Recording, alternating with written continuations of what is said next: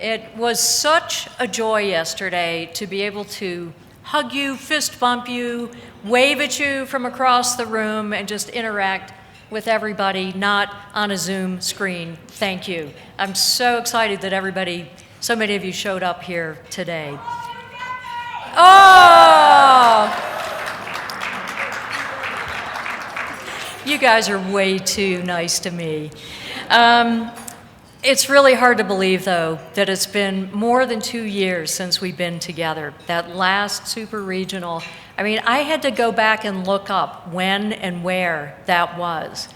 New Orleans, October 2019, a lifetime ago. And, these 2 past years have just been mind-bending in so many ways, including just the pace of how time has unfolded. Because, many of us were just holed up at home, working remotely, time crawling by, Groundhog Day after Groundhog Day. But at the same time, some things accelerated. Think about this. This is kind of obvious, right? But in December 2019, before the pandemic, Zoom had about 10 million daily users. December 2020, 350 million daily users. And when we weren't at work on Zoom, we were still sitting in front of screens because we were binging on Hulu and Apple TV and Netflix. And in 2021, Americans streamed a record-setting amount of content, 15 million years of content in 1 year, according to Nielsen. Now, we saw that same shift in public radio, right? People who used to get in their cars and drive to work and turn on the radio, well, instead, they were listening from home, or they were not listening at all. Remember this chart? Audience numbers for broadcast fell dramatically, while audience for digital platforms grew. So this future we've been predicting all these years, right? Listening on other platforms is going to eclipse broadcast. Well, it arrived early, at least for a while. The broadcast numbers have bounced back, but at some point, these trend lines are going to flip again. So the future has arrived early in other ways. Many stations had these big plans for building out their newsrooms, their local journalism capacity. But the pandemic kicked our newsrooms into gear, covering COVID, businesses closing, schools closing, vaccines rolling out, contested elections, mass shootings, extreme weather. The pace of news has just been unrelenting. And public radio journalists, though, have responded with more reporting, more content on digital platforms, and more commitment to transparency, accuracy, and fairness in a time of misinformation and eroding trust in news media. Our journalists also covered a moment that seemed to make time stand still. We watched the murder of George Floyd by a Minneapolis police officer, and his death ignited a racial reckoning and rekindled needed, essential conversations about race in America that have resonated in our communities and in our public media organizations. I loved everything we talked about yesterday. When Dr. Tyler was up on this stage, it was amazing. And it just underscores that diversity, equity, and inclusion are required for public media to fully reach its potential and to reflect and serve America. So these past 2 years have made us confront a future that happens on digital platforms, requires more local journalism, and demands more diversity, equity, and inclusion. So what's next? Well, it's not a return to normal. How many times have I said, well, things are going to get back to normal after a few weeks. I know things are going to get back to normal after a few months, maybe after a year. Well, there is no getting back to what we used to think of as normal. Too much has happened personally, professionally, to us as individuals, and really for our country and the whole world. We're in a new era, and the need for public media is greater than ever. I'm certainly not the first one to say that from this stage at this conference. But how we respond affects the future of our communities and the future of our democracy. CPB is supporting the innovation, content, and services to help public media meet the future that we now face. Our content needs to be where people are seeking content. Broadcast will continue to be a primary platform for public media, and at the same time, our digital outreach, reach, and impact have to expand to serve the millions of people who will never listen to a radio. CPB is supporting a digital transformation project to help leaders at 75 stations learn how to leverage digital content, platforms, and data and engage new and existing audiences. I've already heard from several GMs who said the program is a game changer for them. CPB is also supporting NPR to implement the Grove content management system to give stations more advanced content creation and publishing tools and enable more collaboration and sharing. We're taking a fresh look at public media's digital infrastructure because technology now allows us, in fact, compels us to reassess station needs for the intake and distribution of content, identity management of our users and our donors, data analysis, cybersecurity. What are the tools needed that we could scale nationally so that your stations can focus more resources on local journalism and cultural programming, on community engagement and DEI? CPB will be reaching out to talk with stations about this in the coming months. And leading much of this work is our new-ish Senior Vice President of Innovation and Systems Strategy, Stacy Decker. He's here.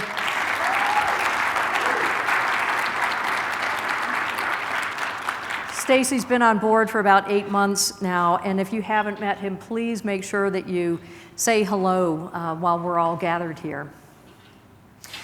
Public media's role as a trusted source of journalism is expanding. More and more stations are becoming the go-to places for local news. There are more than 4,100 station-based journalists in public media, but we know that's not nearly enough to meet the information needs of our communities.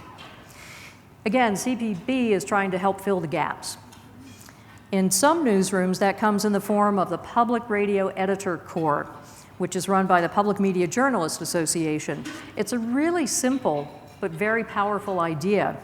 The program offers the expertise of seasoned editors when stations need help on special projects or someone to fill in when they're shorthanded. We're funding another round of the Editorial Integrity and Leadership Initiative to take an additional 50 journalists through this intensive training and coaching that will strengthen our newsrooms. We'll have more on that in the months to come. We're also looking at state capital coverage. We've had a survey of 175 stations to learn more about how they're covering state government news because we believe that's critical information for people in every state to have. And we'll be supporting ways for station to enhance that coverage. Again, more on this in the coming months. And I have to mention CPB's support of coverage from Ukraine. We've awarded more than $1 million in grants to NPR and to Frontline to cover costs for security gear, local fixers, protection for our journalists. They are telling the story of the Russian invasion so that Americans and the whole world can hear the truth of what's happening in Ukraine. Finally, diversity is at the core of many of CPB investments, and it's why we've been funding the urban alternative music format for the past 5+ years. If you want to hear what the future of public radio sounds like, then here in Denver, tune in to 104.7 The Drop.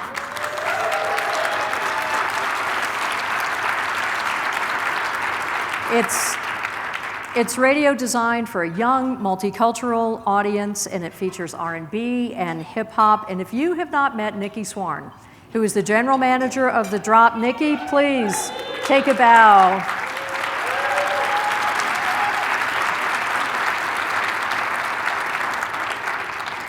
Nikki and her team are inventing a new kind of station that's connected to community and to local artists. And I hope you're going to the opening or the closing reception tonight at Rocky Mountain Public Media so you can meet more of the team. And I just want to give a shout out to Amanda Mountain. I don't know if she's here, but thanks for hosting tonight for that reception.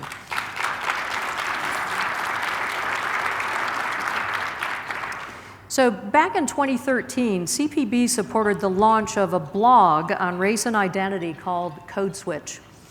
It evolved into a groundbreaking podcast named by Apple as its first ever podcast of the year in 2020, and it's now a weekly radio program as well.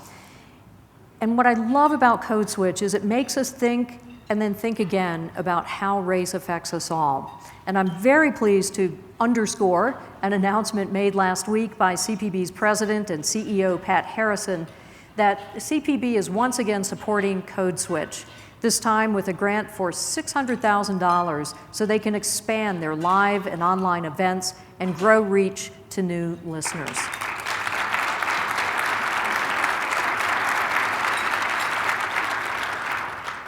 So these investments and many others are helping shape the next iteration of public media, one that seeks to be more agile and audience-centered, that takes advantage of its scale while doubling down on being deeply local, that's a trusted source of local journalism and a beacon of diversity, equity, and inclusion. But that's not a vision for some far-off future. It's the work of right now. And I know many of you are doing this work. And today we're going to hear from three folks, three of your colleagues, about how they are approaching these next few years at their stations. Rachel Hubbard is Executive Director of KOSU in Oklahoma City and Stillwater. She joined the station as a student reporter. Give it up for Rachel Hubbard, you guys.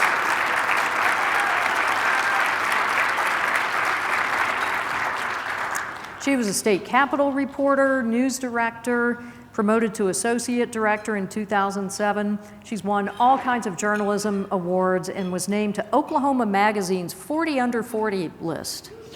Very good, very impressive. Next, please welcome Nico Leone. He is president and CEO of KERA in Dallas. Prior to that position, Nico served as general manager of KCUR in Kansas City and co-executive director of KDHX in St. Louis. He serves on the board of NPR, the station resource group, and public radio in Mid-America. And he leads the Texas Newsroom, a content partnership of NPR and the 4 largest public media newsrooms in Texas. Last but not ever least, Caryn Mathes, who is president of Puget Sound Public Radio, general manager of KUOW in Seattle. She joined the station in 2014. Prior to that, she was GM at WAMU in Washington, and before that, led WDET in Detroit for 21 years. She was elected twice to the board of NPR and serves on the board of the University Station Alliance. So please, you've done it already, but do it again. Welcome Rachel, Nico, and Caryn.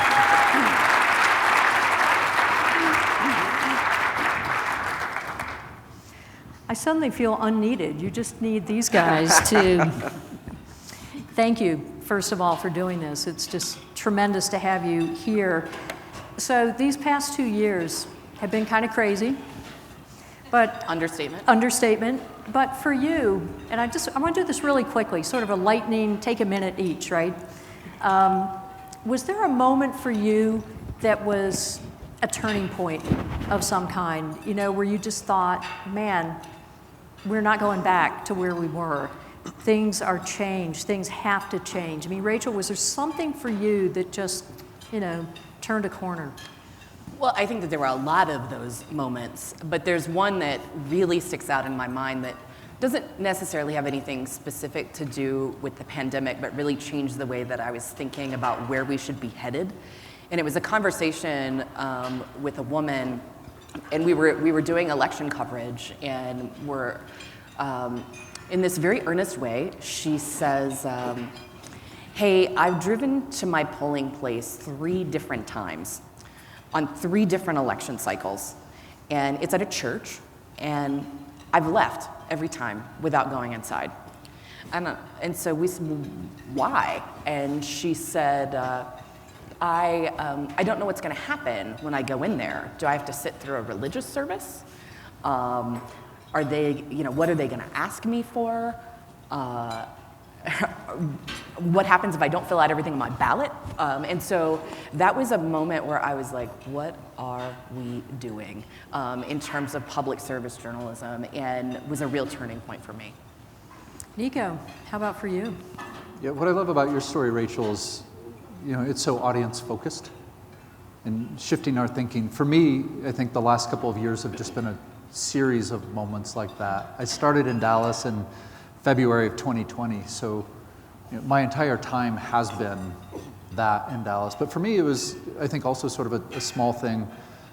As we started talking about being more audience focused and pushing ourselves to a deeper level of service in the face of the community needs, I think as a management team, we also, as I think all of us did, started asking what it meant to support our staff during those times. And one of the ways that showed up for me is early on in the pandemic, there was so much reporting. I mean, a lot of media outlets were doing this, NPR was doing this, we were doing this locally, focused on where the impact of the pandemic was being disproportionately felt.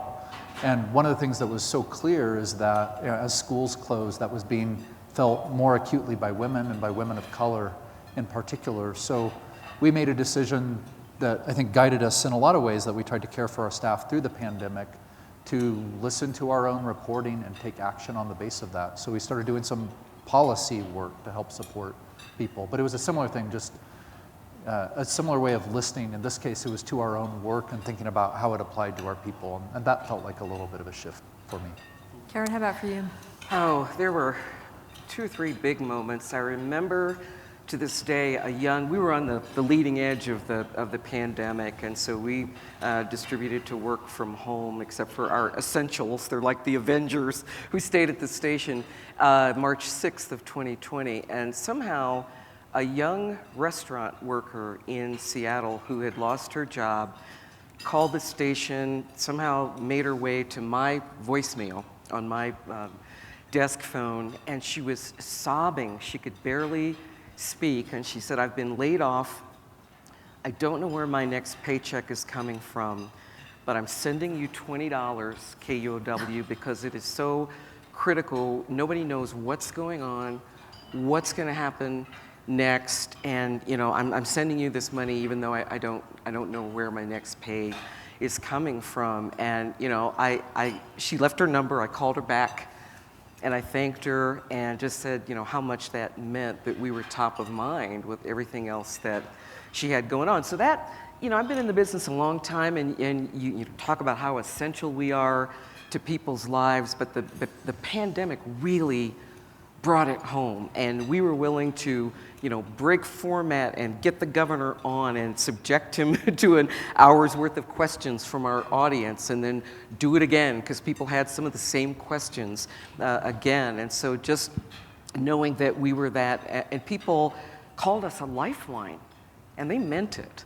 And that was impressive. And just the other part of it was having to support my team in ways that in 30 some odd years of management I had never even imagined, because the unrelenting layer upon layer upon layer of catastrophe, and the last one didn't abate before the next one came, and the mental health issues, and the particular mental health issues for our staff and journalists of color. We really had to pull some things out of the hat, and I wasn't completely flying blind, because I'm part of a very large university that had an employee support partner who had been on the ground in Wuhan, China.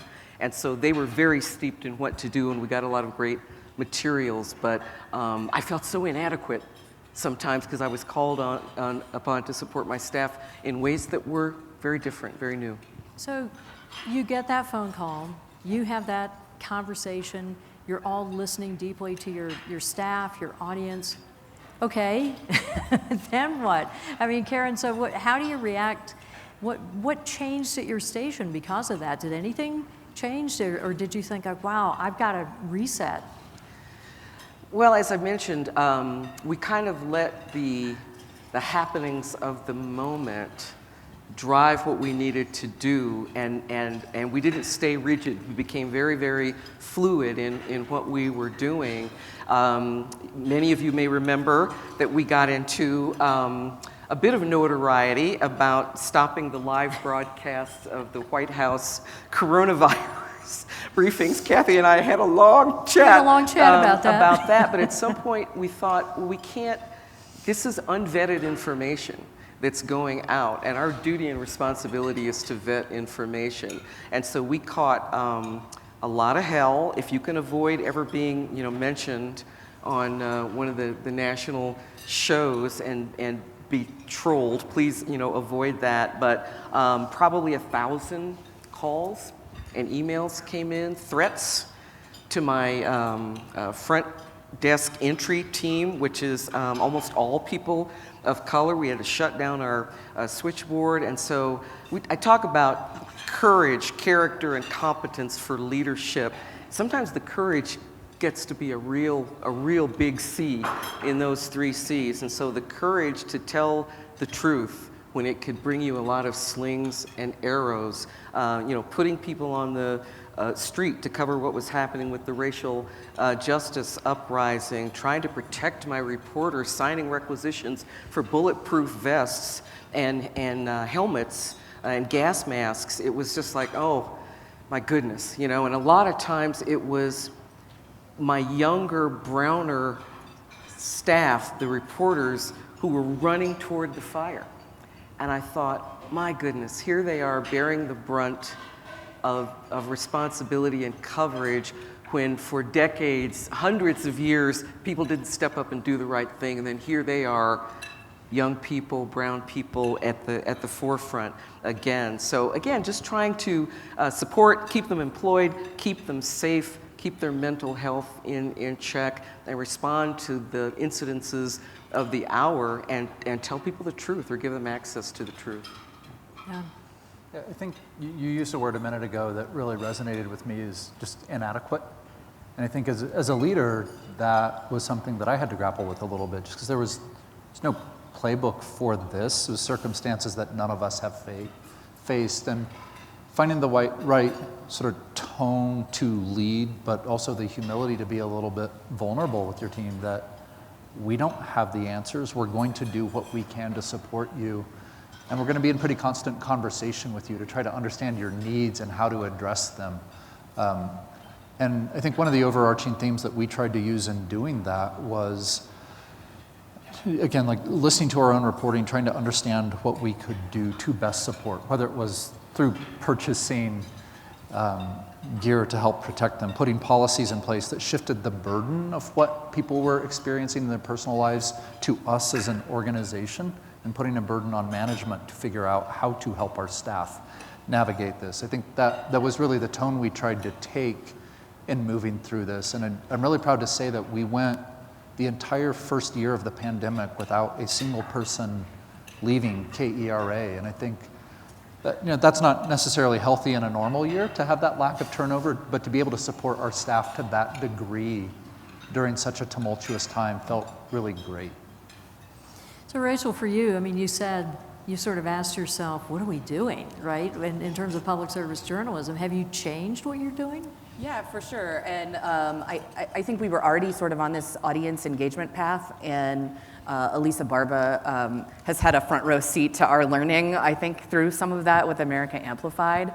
And I just had this moment where we had a staff meeting, and I asked, how many people on our staff grew up with parents who voted? And we realized that we all had been sort of raised in a civically engaged family. And so how, rather than determining what the theme of this election cycle was going to be and designing coverage, it very much was born out of the pandemic and the stuff that we were doing with America Amplified, and became news you can use. It became very practical, actionable information for people. And we realized that it really didn't have to have, wasn't very highbrow. The way that we responded in that very specific instance was a reporter went with a cell phone and went to the precinct and said, walk me through. Like, show me exactly what's gonna happen with this person when she shows up at XYZ church. And we got so much response from that because it demystified and was actually very practical information. And we realized that we had been sort of assuming a certain level of knowledge. Oklahoma has the lowest voter turnout in the country, by the way. So we had been assuming a certain level of knowledge that just wasn't present. And so if we really are going to be public service and we're going to be public media for all, we have to start at the ground floor. And that's something that we try to constantly reset and is like, well, where are we coming at this from? Whatever it is that we're designing. So I was talking in my remarks about journalism, DEI, digital infrastructure.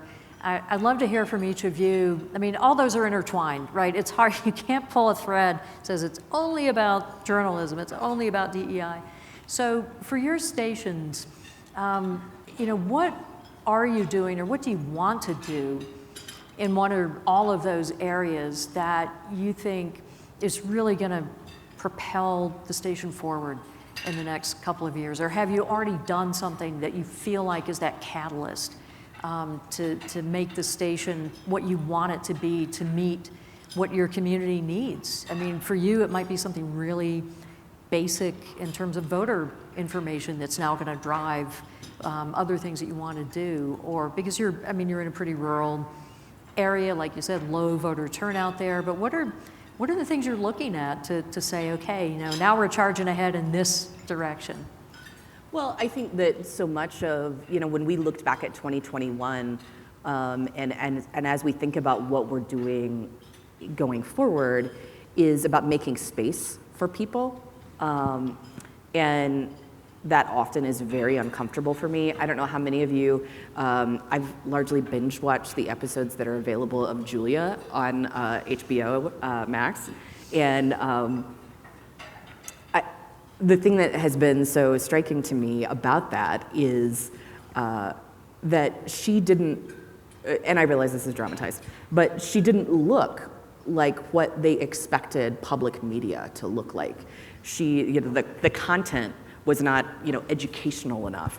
And so I think so this that was the early days of Julia Child's cooking at as, GBH, and as the show was being, before it was, and so it's hilarious. I highly recommend it. But I just really think about how we can create space for people and not overlook people because they don't look or act or sound in the way that we expect. And I think as a small station, a lot of that is stuff that we do through collaboration. We launched a show in 2020 called Focus Black Oklahoma, and that was just about saying yes. And I constantly am checking myself, and I've had this conversation with many of you since I've been here, is I largely take the same philosophy as I take with my 3-year-old, in that, if Dixon wants to go out and jump in the mud, it's inconvenient because it's gonna be dirty, and that's inconvenient and it's more work for me.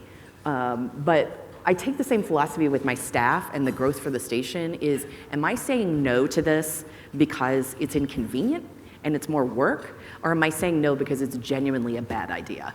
And so those are really some of the things that are guiding us as we go forward, is really checking what our motivation is for saying yes or no to things.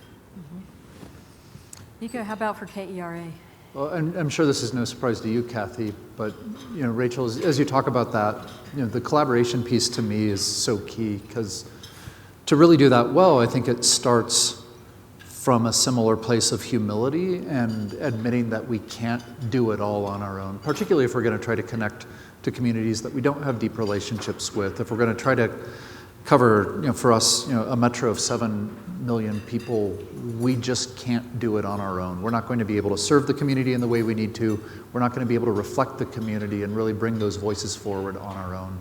So looking for ways to do that, whether it's with national partners, whether it's with regional and statewide partners, or lately where we've been putting a lot of focus is on building out some local and hyper-local collaborations. Where we don't need to be the lead, where sometimes it's through a lens of how can we support great work that's happening in the community that needs to be supported and amplified because it will serve the community, and we can find a way to do that that feels good to us, good to another organization, and good to the communities that we're trying to serve. So for us, I think bringing collaboration even more forward is a primary strategy to do that work, even on a local level. Totally agree with that. I think we have forever abandoned the notion that if you build great things, they will come. Well, maybe not. Maybe you're, what did the previous panel talk to us about, you know, they may not even be thinking about you at all. And so we pivoted from conventional strategic planning to strategic impact framing.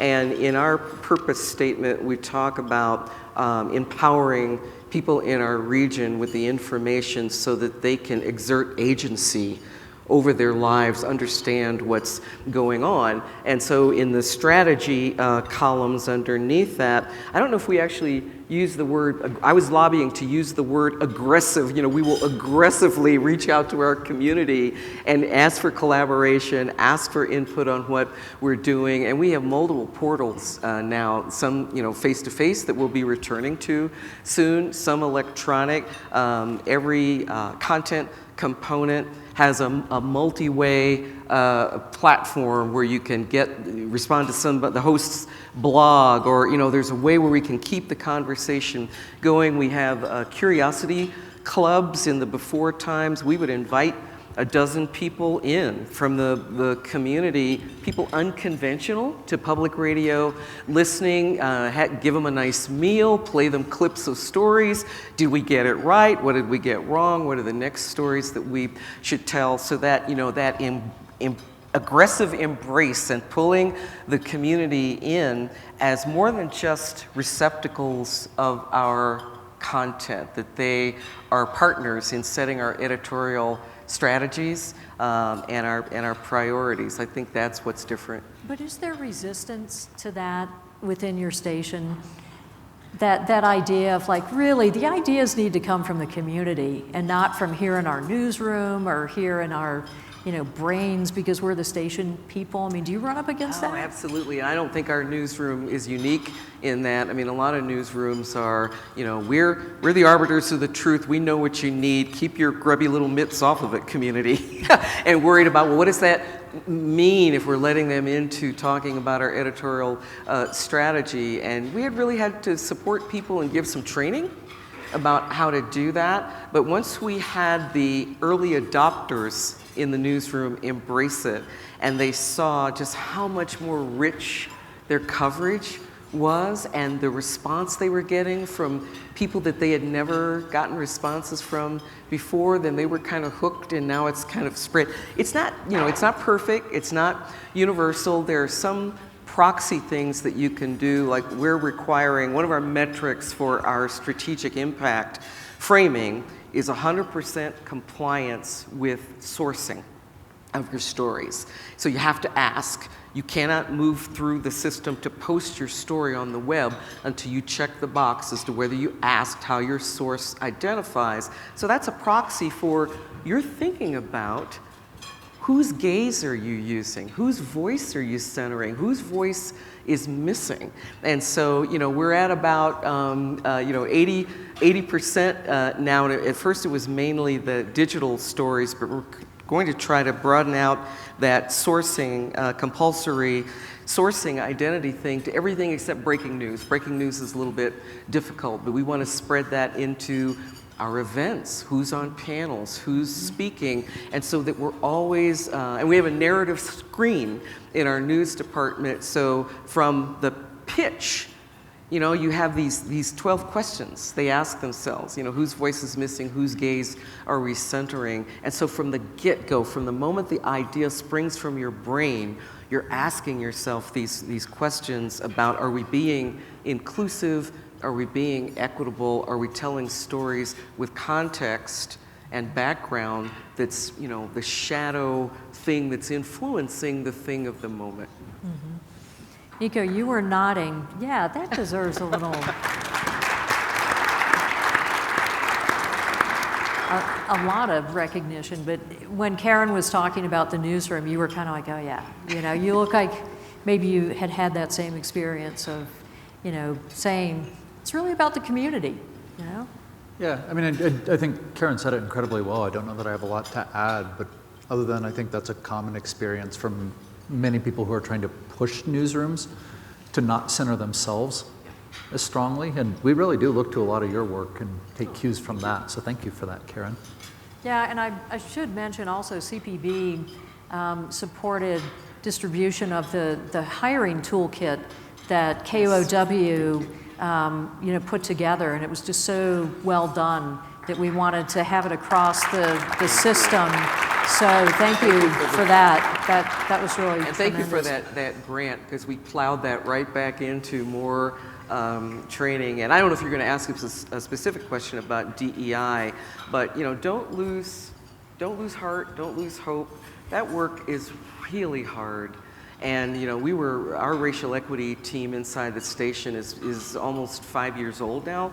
So we started well before the George Floyd murder, and it's still hard for us, and dragging these uncomfortable conversations into the light and teaching people the skills to have those conversations, because at one point our white staff just kind of contracted, and I'm afraid to say anything, I'm just not going to go there. And it's like, no, you need to go there. And so it's been a lot of work, and I guess I'm hopeful, because I don't get those phone calls anymore from any of you about, Caryn, what's your DEI checklist? And my head would explode. It's not a checklist, it's a lifestyle, it's a complete transformation, and it never ends. The work never ends, but the yield that you will get and the relevance and resonance that your stations will provide to your community, embracing all of us. The story of us has to be the story of all of us and our ugly history with each other, so that we can move forward. Just don't lose hope and don't give up. But the work is hard. It can be exhausting. And you reach out to the professionals that are out there that will help uplift you and keep you going. All right, so exhausting. All of this can be exhausting. To be a general manager in this moment, I'm sure exhaustion is one of the words in the descriptor of how you're feeling. Amidst all this work, what do you do to keep yourself energized, or at least surviving? I mean, is there something, what's the fun thing that you have just for yourself tucked away somewhere? Rachel, is there something for you? Join your son Dixon out in the mud puddle, or something to just keep going? There's a bunch of life balance stuff, but I also have, when I took this role, I said I don't ever want to forget why I love what we do, the sort of magic of it. And so I've made a couple of intentional trips out into the field with some of my reporters. It's like, let me hold the microphone or whatever, just to remember why I love it. Because when you get in those overwhelming days where you're like, why am I doing this? Well, there was that little podcast called Tulsa Burning. Yeah. That, I think you contributed to, which was did. Amazing. Yeah, And that was my everybody should nights and listen. weekends project for a little bit. Yeah, congratulations thank you. on that. Thank It's you. tremendous. And the other thing that I think is just renewing is, as we bring in new staff members, I ask a very intentional question, is like, what are you gonna do to push us forward? And the energy that comes from that, and has come from the, empowering people to speak into that space, has been energizing for me. Sometimes I'm like, whoa, where are we headed here? But that's been really energizing as well. How about for you, Nico? Well, your question presumes that I've found a good coping mechanism, and I'm not sure that that's entirely true. But I mean, I think this answer has been true for so many people during the pandemic. Just getting outside, getting on my bike, finding time where I can just be in my own headspace has been pretty crucial. Mm-hmm. I adopted a new rescue kitty, Lucy, my calico. That was great. You know, buttered popcorn with Parmesan cheese and a glass of vodka. That's always good. And scary movies. I love scary movies. You know, a lot of times our staff really went through it. And despite we kept everybody employed, you know, in the first wave of COVID, you know, nobody got sick, but a lot of time they were angry because the world was unsettled, their lives were unsettled. If they were parents or caregivers for an older parent, it was just, you know, it was all of this, and they brought a lot of that anger to the table, and I was able to absorb a lot of it. So every time I get a little note or a text saying, "Gosh, Caryn, we see you. Thank you." I was in the studio for a live fundraiser with my All Things Considered host, Kim Malcolm, last week, and in a break when we were going to grab a donuts in the station again, she said, "You know what?" She said, "I remember so much those first 2 months of the pandemic when all of us essentials who had to be here, you bought us lunch out of your pocket every day." And you know, and this was a year after that, and she said, "Just thank you. It just felt like care. I just needed," she goes, "I know you were doing all the other stuff, but that personal care meant a lot." And so hearing just you know, when I get emails or something, I tape those to my workspace, because so often, ooh, you know, I'm the villain. But when somebody says, "Yeah, wow, we see you, Caryn, thank you," that, whew, okay, I can rally and do it again. I bet you make a great villain, though. Short little villain. All right, the money question. Everything takes money, right? Everything that you're talking about, you've got to raise the funds to do it. And I'm curious about one thing. You've all been involved in the conversations with NPR about the NPR Network idea, which, I mean, I've read the materials on it. It seems like, you know, NPR is still kind of putting some meat on the bones here. Is that designed to help you on the fundraising side? Do you see that playing a role? And I realize not every station is an NPR station, but I mean, this is it feels like a big initiative that's getting rolled out.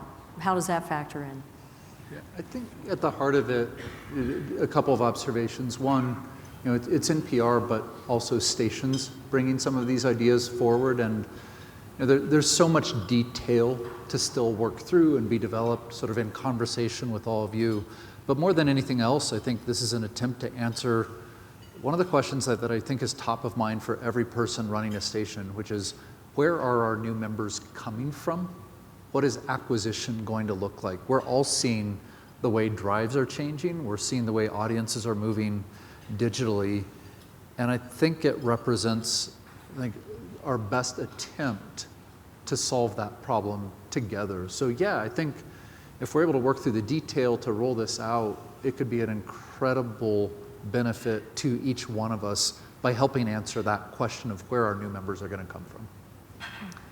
Anything you want to add? I am so excited that I lived long enough to see this. This is just, you know, to our big brand, to have our big brand be the lead generator for the stations in every aspect, in audience development, in fundraising, in, you know, digital property, in attracting people to be members, because there's a tangible product of a podcast bundle that's sponsorship free, that they can only get by being a member of a station. I mean, this is big, and Nico's right. There's a ton of little detail, well, little and big details to work out. But you know, I'm not worried about that stuff. We will work that out. But this is going to be incredible. It's a whole new, for me, I think, definition of network. Of, you know, the federation now is going to become a true partnership. And again, to have the power of that brand being a lead generator for the rest of us, and it, you know, we get that virtuous circle. I'm excited. I'm very excited. I think, you know, we've had this conversation here. We've all had it at our stations where it's like, well, how did your drive go? You look at your new member count and you're like, well, how far can we sail this? What are we going to do next? And we've all been sort of individually and in small groups having that conversation, but without putting a lot of problem-solving power behind that.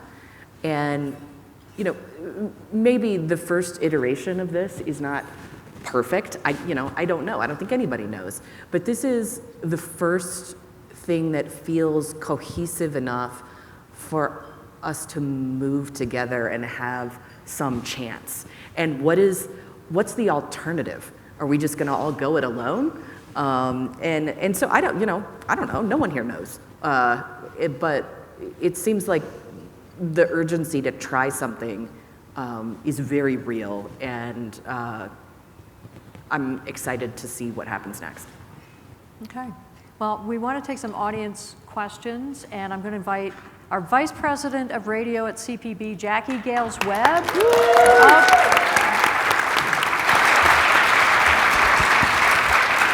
Thank you, Kathy. Caryn, Nico, Rachel, Kathy, what a powerful panel. Beautiful.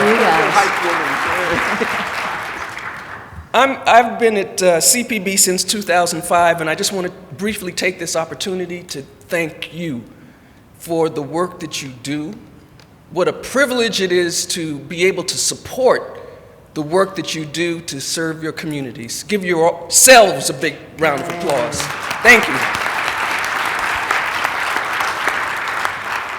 It is such a privilege to be able to be with a leader that is inspiring and powerful every day and just amazing. Give another big hand to Kathy Merritt. Yeah. Thank you.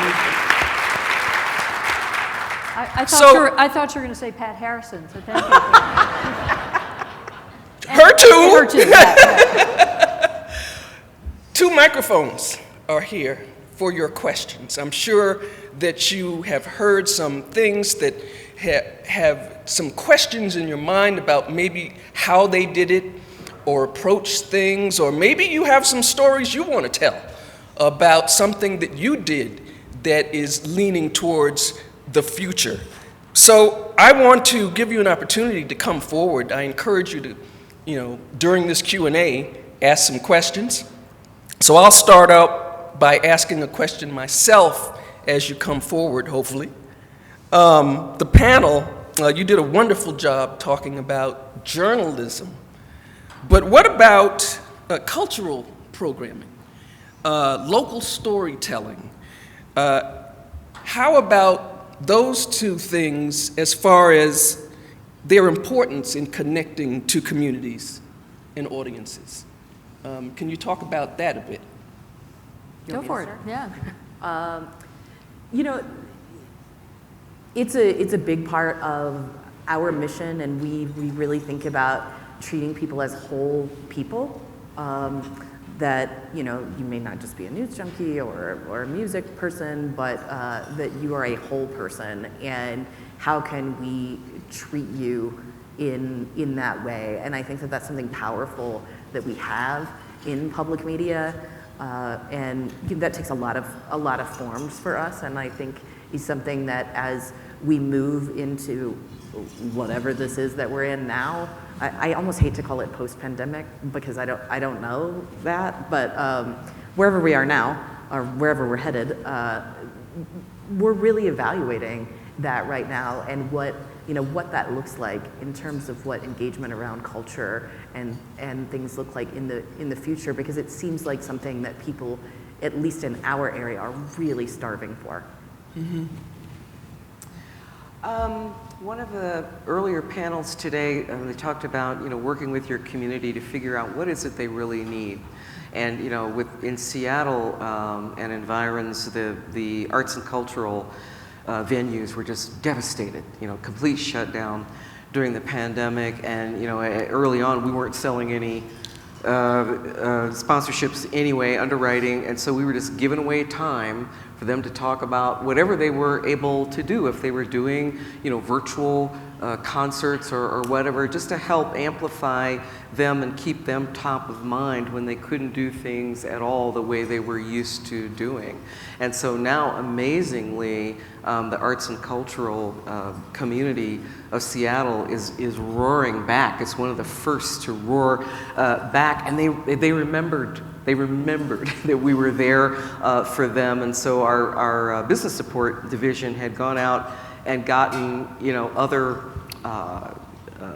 businesses to kind of fill the gap. So now we've got those new businesses, plus we've got our old friends coming back. So business support is doing really, really well. But it was communication to figure out, well, what's their need and what can we offer? We've got airtime, we've got reach. That's one of our strongest things. You want people not to forget, about you, and so we melded that together. So I think continually, having enough of a real connection. Don't be a voyeur and just, pop in when something bad is going on. Be a true partner that can be counted on, and figure out, what you can give and what your partner needs. Mm-hmm. And I think our approach has been similar, like really understand audience need, ask that question of how we can be essential. And then we run a PBS station, we've got a AAA station, we've got an arts group that we have in-house as well. And for all of them, I think we all see the way the country is polarized around so many things that's in the news. We try to use that lens of what can we do to bring people together, to build community through some of the other aspects of our service. So that's how we've tried to center as we've moved through the last couple of years. Hello, good afternoon. Tom Hudson from WLRN in Miami. Thanks to the station leaders for sharing your experiences and journey here, and for CPB for hosting this. So if the future has arrived, I have an operational question. What are your station's work from home policies, work from the office policies, work from wherever policies, and how are they across the enterprise, and how maybe are they specialized for different departments? Good question. That's a really great question. Who wants to start that? I mean, we've gone fully hybrid, and we went through department by department and then role by role and set requirements based on the work. We're doing a tremendous amount of survey work and conversation with staff. Once we set those, we gave people a choice sort of within the parameters of that role. Consistently from about 3 months into the pandemic, about 15% of my staff has been saying they want to be there every day. 15% never wants to set foot in the building again. And about 2/3 want flexibility. And we're still, I think the point of curiosity for me is, to date, we've largely been in an environment where we've been in this together. But as we're coming back into the office and fully reopen under these new rules, I think we lose a little bit of that sense of cohesion because we're making our own choices. So that's where we are. We're really digging into how we need to train our managers to manage in that environment, but we're just embracing it, and we probably have 15-20% of our staff who won't even need to live in state moving forward. Likewise, we're letting the work drive the hybrid telework agreements. We're part of a big state, licensed to a big state university, University of Washington, and interestingly, a lot of UW's scientists were at the forefront of the pandemic, so I felt like we, had our finger on the hot button of what was happening, but I think hybrid telework is here to stay.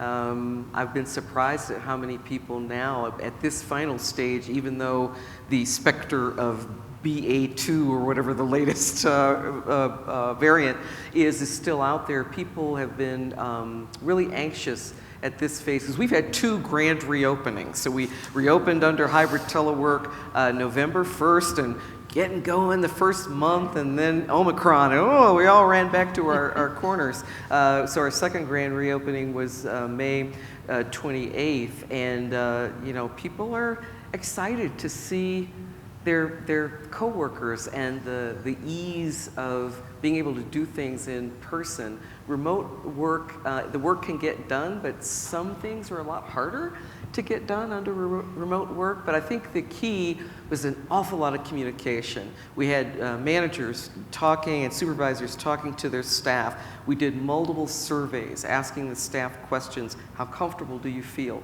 What else do you need? What could we supply to make you feel comfortable to come into work? So just that constant information loop. And I was so surprised. We do the Gallup Employee Engagement Survey twice a year just to see how people are feeling. And the one we did in December, I was bracing myself because I thought, oh, it's just been so hard and so long. The numbers were off the charts good of people feeling engaged and ready to go. So it's like, oh, phew, okay, all the tactics are working. I think for me, we're a small station. We're also licensed to a university. That it has been a little case by case, and we're a little strange in that we had been split across 3 facilities and had not really learned how to work as a cohesive group. And so the pandemic actually sort of stitched us together in working in separate facilities, but yet moving in the same direction. And I have a couple of staff members who have really extreme anxiety about coming back, and we're trying to figure that out in terms of, do you force the issue with the person who was just like, no, because it is hard to move big collaborative projects together, and there is something special about, as we're seeing here, about being in an environment and being able to have discussions and things being spontaneously creative in a way that is a little more difficult when you're alone. And some of the people, we've had very frank conversations where it's like, I can see that you are suffering from some very serious mental health issues. It's time to get out of your pajamas and just try. And so we've had some of those really individual conversations. That's been a very real one that I've had on at least 3 occasions. And then they come back and they're like, oh, this is not as scary as I thought. We have time for one more question. Hey guys. You've shared a lot of the stuff that's worked really well. Can you share what's keeping you up at night? Like, what's one thing that you're really wanting to figure out how to do better or fix for your station and your communities as the future is now? Thanks. And it's got to be a lightning round. We've got 1 minute Okay. left. Caryn. Inflation and being locked into a state entity's compensation trees, and how do I get around that?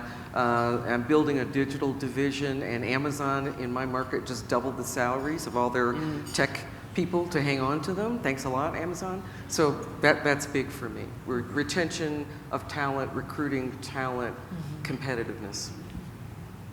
Mine's largely the same as, how we have a much smaller budget and we're trying to grow, but compensation, and then how do we pay for that? And how to bring people up, into equitable salaries, because you're bringing people in at higher levels, and then what do you do with the people that are, and it just creates a mess. Yeah. For me, it's balancing the culture work, the transformation we need to do of our operations, and the exhaustion of staff in the last 2 years.